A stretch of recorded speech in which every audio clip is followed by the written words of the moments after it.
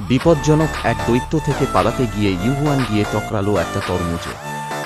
পরের মুহূর্তে এক দৈত্য তাকে ধরে ফেলে আর খেয়ে ফেলতে চেষ্টা করে। সৌভাগ্যবশত কাছেই থাকা এক বৃদ্ধ ঠিক সময়ে এগিয়ে এসে দৈত্যকে বললেন যে তরমুজটা খারাপ, যা মেয়েটিকে বাঁচানোর কাজ করল।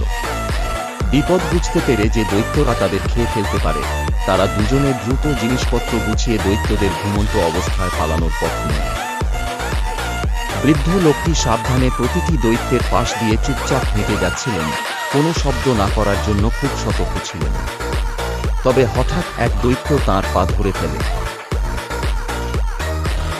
হইচয়ে সব দৈত্য জেগে উঠলেও সৌভাগ্যবশত তারা মেয়েটিকে খুঁজে পায়নি। বৃদ্ধের গোপনে সরে যাওয়ার চেষ্টা দৈত্যদের রাগান্বিত করে তুলেছিল এবং তারা দ্রুত তাকে ধরে ফেলে।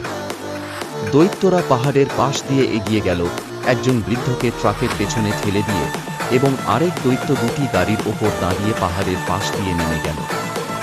এক সংকটময় মুহূর্তে গাড়ির মধ্যে থাকা মেয়েটি দ্রুত গাড়ি চালানো শুরু করে অস্থায়ীভাবে বৃদ্ধকে বাঁচানোর চেষ্টা করে।